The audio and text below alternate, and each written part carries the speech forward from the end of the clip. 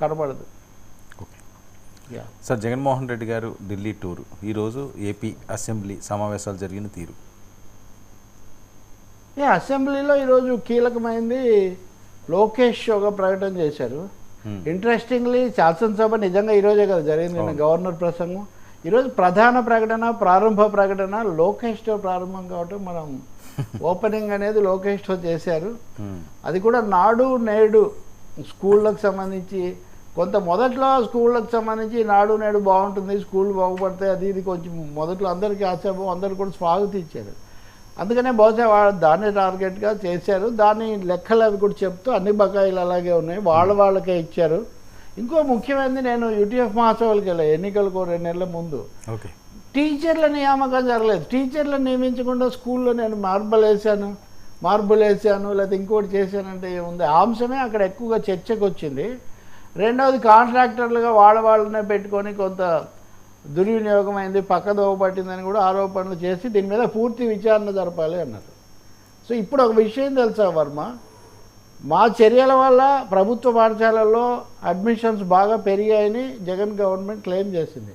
కానీ ఈ విద్యా సంవత్సరంలో చేరికలు చాలా తక్కువ. నేను ఉపాధ్యాయ ఉద్యమ యూటీఎఫ్ నాయకులు ఇలాంటి వాళ్ళతో మాట్లాడినప్పుడు చేరికలు చాలా తక్కువగా ఉన్నాయి. ఎందుకంటే 6 తరగతులుగా 6 కేటగిరీలుగా స్కూళ్ళను విభజించడం, ఎలిమెంటరీ పీపీల స్థాయిలో, నర్సరీ స్థాయిలో ఒక చోట, ఇట్లా అనేసరికి ఆ దూరాలు పోలేక మానేస్తున్నారు. సో ఎక్కడికక్కడ సో విద్యా వ్యవస్థ ప్రక్షాళన ఒకటి జరగాల్సినట్టుంది.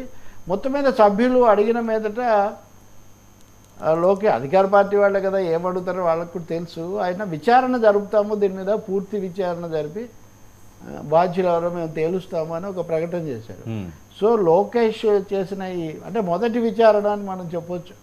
ఇప్పటివరకు జరిగినవి ఒక విధంగా పోలీసులు వాళ్ళ ద్వారా జరుగుతున్నాయి. అలాగే నిన్న కూడా మదనపల్లిలో అగ్ని ప్రమాదాన్ని చూసిన డీజీపీ కూడా ఇది పూర్తి అనుమానాస్పదం అంటే, ఇంకోవైపున రాజకీయంగా ఆ పార్టీ నాయకులు ఇది పెద్దిరెడ్డికి సంబంధించి అని కూడా వాళ్ళు చెప్పారు. సో దాని మీద కూడా మేము విచారణ జరుపుతామని వాళ్ళు ప్రకటించారు. మొత్తం మీద గత ప్రభుత్వం మీద అలాగే జరుగుతున్న వాటి మీద విచారణల పరంపర మొదలైంది అని మనం చెప్పొచ్చు. అది లోకేష్ ద్వారా రెడ్ బుక్ కూడా అయింది కదా, కాబట్టి దాంతోనే మొదలైనట్టుగా మనం చెప్పొచ్చు. రెడ్ బుక్తో మొదలైందనా? రెడ్ బుక్ కూడా అంటే వాటిని చక్కదిద్దే బాధ్యత తీసుకున్నారు కదా. రెడ్ బుక్ అంటే మళ్ళీ అరెస్టుల పర్వం మొదలవుతుంది. అది కూడా ఉంది.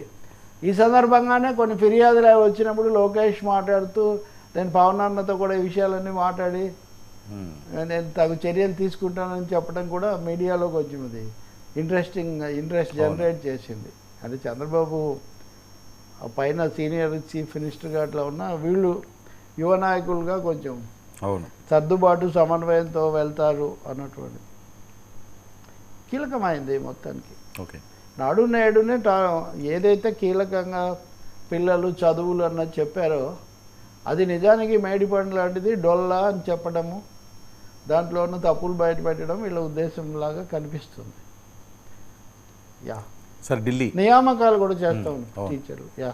ఢిల్లీ సార్, అది కూడా జగన్ నిన్న వెళ్ళారు, అక్కడ నిన్న అవన్నీ మనం చూసాం, మాట్లాడాము.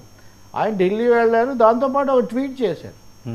పెద్దదే ట్వీట్ ఏం కాదు, చిన్న ఆర్టికల్ ట్వీట్ చేశారని చెప్పొచ్చు ఎక్స్లో. దాంట్లో ఆయన ఏమంటారంటే అరాచకం తాండవిస్తుంది, ఒక 50 రోజుల్లోనే ఈ ప్రభుత్వ వైఫల్యం కొట్టొచ్చినట్టు కనిపిస్తుంది, ఇవన్నీ ఢిల్లీ